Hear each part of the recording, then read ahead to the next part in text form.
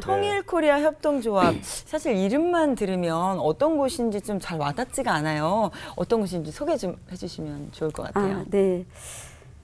저희 협동조합은 그 통일과 관련된 일을 하거나 통일에 관심이 있는 분들, 그 다양한 영역에서 일하시던 분들도 전국적으로 전 지역에서 한 250명이 모여서 만들어진 조합이에요. 네. 그래서 지금 여기에서는 한 3가지 사업을 주로 하고 있는데 하나는 문화, 하나는 교육, 하나는 비즈니스 이렇게 3가지를 하고 있어요.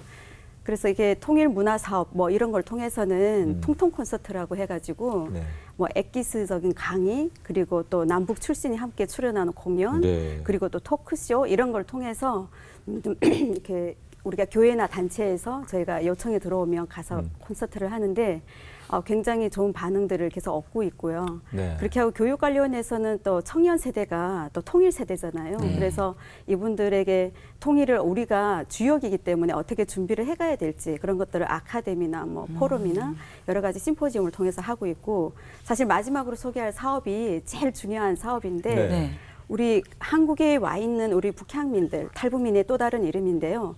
이분들이 한 지금 3만 명이 넘어가는데 그중에 한 2천 명의 사업가들이 있습니다. 그래서 이 사업가 분들이 굉장히 지금 어렵죠. 한국 분들도 어렵다고 하잖아요. 근데 이분들의 사업을 알리고 홍보하고 또 이렇게 판로를 만들어주고 유통해주기 위해서 제가 이분들의 지금 사업을 저희 조합에서 지금 돕는 일을 지금 하고 있습니다. 네. 그 북한에서 이제 그 이렇게 남쪽으로 오신 건데 네네. 북한에서의 생활은 어떠셨었어요? 뭐 아마도 잘 아실 텐데 제 뭐 생활이 그 당과 수령을 해서 충성을 다한다 뭐 이러면서 네. 태어나서 그렇게 교육을 받아서 그렇게 살다가 네. 뭐 90년대 중반에 고난의 행군이라고 하는 그 시기에 저도 똑같은 어려움, 굶주리고 헐벗고 굉장히 힘든 시간들을 보냈고 그렇게 하다가 나오게 된 거죠. 그러면 북한을 떠날 결심을 하게 됐던 게 가난과 어려움 때문이셨던 건가요? 그렇죠. 근데 2가지라고 얘기를 할 수 있는데요. 첫 번째 탈북을 할 때는 진짜 배가 고파서 배 한번 부르게 먹고 싶어서 그리고 내 가족을 살려야 된다. 이런 것 때문에 넘어왔던 게 계기였다면 제가 2번째 탈북했을 때는 이 다음 세대에 대한 미래가 안 보이더라고요. 그래서 내가 나가서 성공해서 다음 세대를 살려야 되겠다라는 것이 계기가 돼서 2번째는 또 그 그런 이제 이유로 2번의 탈북했죠. 탈북을 하셨다는 건 이제 한 번 하셨다가 다시 송환이 되신 거고 네네. 이제 2번째 다시 재탈북을 하신 네네. 건데 그럼 첫 번째 이제 탈북하실 때가 몇 년도셨죠? 97년도였습니다. 그때는 몇 살이셨어요? 그때 22살. 그러셨구나. 어떤 상황에서 좀 그 상황 그때 당시의 상황이 예. 어떤 상황이었는지 탈북하시던 과정에 참 그때는 그 길거리에서 많은 사람들이 굶어 죽어 나가는 걸 눈으로 이렇게 직접 목격할 때였거든요. 네. 근데 저도 그때가 한 4, 5일을 굶어서 이게 걸을 힘이 없어서 앉았다가 일어나고 앉았다 일어나고 반복을 하다가 도저히 제가 장사하던 거를 다 날려먹고 안 되겠다 싶어서 집으로 돌아가려고 기차역을 갔었는데 네.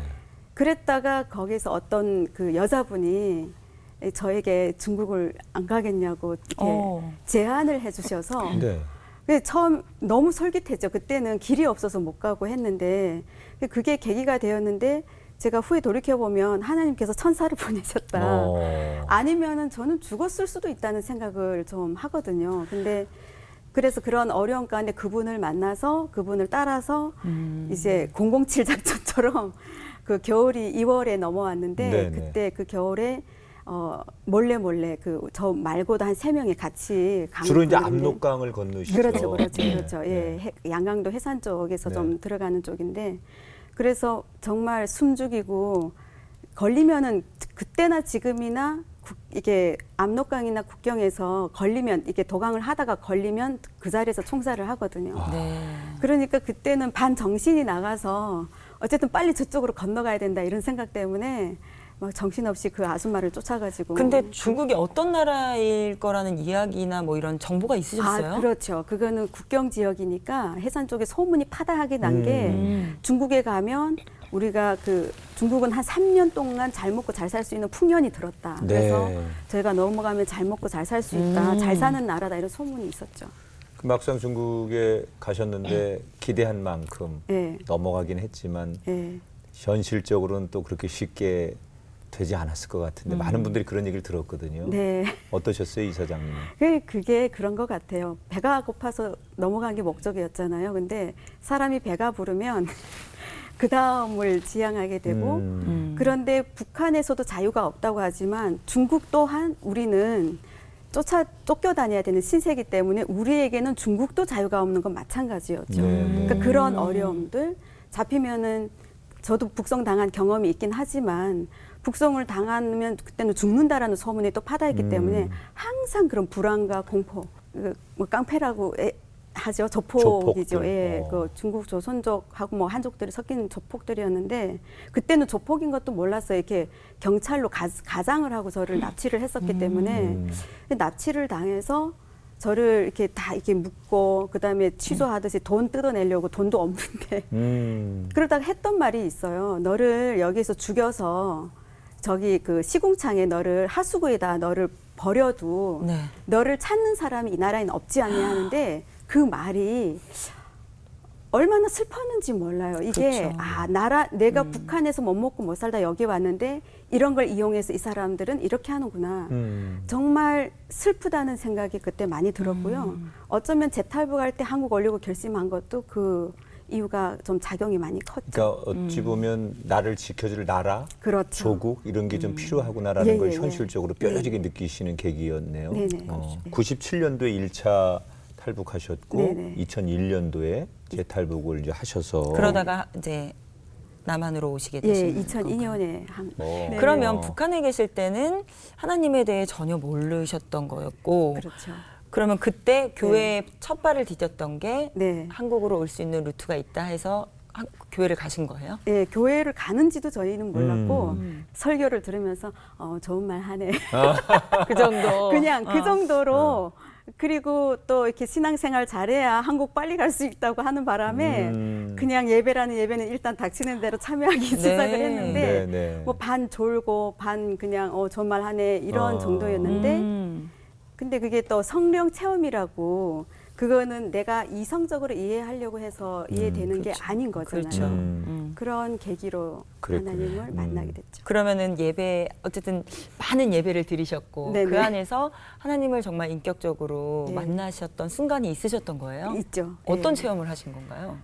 그때도 새벽 기도 시간에 자고 있었는데 다 들어가고 저 혼자 있었어요. 근데 딱 일어났는데 한 장의 필름 같이 제 앞을 이렇게 싹 지나가는데 제가 사실 재탈북할 때도 기차에서 잡혔었고 감옥까지 갔었어요. 네. 그런데 그 과정을 거쳐야만 제가 탈북을 할 수 있는 그 루트를 도와줄 수 있는 사람을 그 안에서 하나님이 만나게 하시려고 네. 제가 잡혔던 거고 이 모든 것들이 순간에 깨달아지면서 이게 하나님의 시나리오였구나. 그게 아니었으면 저는 다시 강을 건너기가 어려웠거든요. 그래서 그곳에서 만난 사람을 통해서 강을 건넌 이 사실이 하나님의 어떤 작전이라는 걸 깨닫는 순간 눈물이 비 오듯이 쏟아지고 네. 하나님은 내가 모를 때에도 내 인생 가운데 쭉 계셨구나. 그리고 저희가 이제 알기로는 오셔서 정말 돈 벌고 보통 정착하는데 신경 많이 쓰셔야 되는데 네네. 신학대학에 입학을 하셨더라고요. 예, 그게 사실 저도 신학대학 안 간다고 했었어요. 네. 그래서 사실 고려대 연대 신문방송학과나 법대 쪽으로 사실은 넣었다가 떨어졌거든요. 그런데 그때 그 태국에 계시는 목사님께서 마침 들어오셔서 너 감신이나 가라. 사실은 이렇게 됐는데 네. 그때는 뭐 감신이 뭔지는 잘 몰랐어요. 근데 그래도 제가 기도를 할 줄은 아는 사람이기 때문에 네. 그 오살리 금식기도원에 가서 기도를 하던 중에 주님이 말씀을 주셨어요. 그 말씀이 잠언에 나오는 말씀인데 사람의 걸음은 여호와로 말미암나니 사람이 어찌 자기의 길을 알 수 있으랴. 이 말씀을 제가 딱 받고 이 내 인생이 내 인생이 아니구나. 하나님 거구나. 주님 알겠습니다. 그렇게 하고 신학교에 가서 시험 보고 다니기 시작을 하게 되었습니다. 어쨌든 저는 지금 뭐 통일코리아 협동조합에서 일을 하고 있는 것만큼 정말 열매를 뭐 따먹고 싶은 욕심은 있으나 씨를 뿌리는 역할을 제가 하는 게 제 역할이라 하더라도 통일코리아 협동조합을 통해서 우리 북향민 사업가들이 좀 힘을 얻고 그리고 자립이 잘 돼서 우리 북한민들의 취업 자리도 많이 증대시키고 네. 또 통일 이후에 북쪽에 가서 정말 남과 북을 잇는 가교 역할로서 브릿지 역할로서 이분들이 톡톡히 한 몫을 할 수 있는 그런 통로 역할을 하는 게 저희 조합이 됐으면 좋겠거든요. 네. 그래서 저희 조합에서 하는 사업들이 사실 홈페이지에 들어오면 다 나와 있긴 합니다만 잘 이루어질 수 있도록 그리고 제가 이런 어떤 데는 힘들어서 못하겠다 하는 생각도 많이 드는데 이렇게 물러서지 않고 끝까지 네. 완주할 수 있도록 기도를 해주시면 네. 감사하겠습니다. 통일이 저 멀리에 있는 이야기가 아니라 정말 우리 가까이에 와 있고 그리고 그 안에 하나님의 정말 깊은 뜻이 있다는 거를 오늘 이사장님 이야기를 들으면서 더 깨닫게 되는 시간이었어요. 정말 기도해야겠다라는 생각이 들었습니다. 네, 저는 뭐 이 땅에 지금 와 계신 우리 북향민들 3만 명 되시는 네. 분들은 누굴까? 그것은 하나님께서 통일의 샘플로 보내신 분들이다 이런 네. 생각이 들고요. 저마다 통일의 방법을 많이 얘기하지만 우리가 꿈꾸는 통일의 방법은 복음 통일 아니겠습니까? 그렇죠. 하나님의 사랑과 말씀으로 이 땅이 통일되기를 원하는. 그래서 그리스도인은 더 하나님 앞에 엎드려 기도하지 않을 수 없습니다. 그런 저희가 되기를 다짐하면서 오늘 박예영 이사장님 함께해 주셔서 감사합니다. 저희가 기도하겠습니다. 고맙습니다. 고맙습니다. 고맙습니다.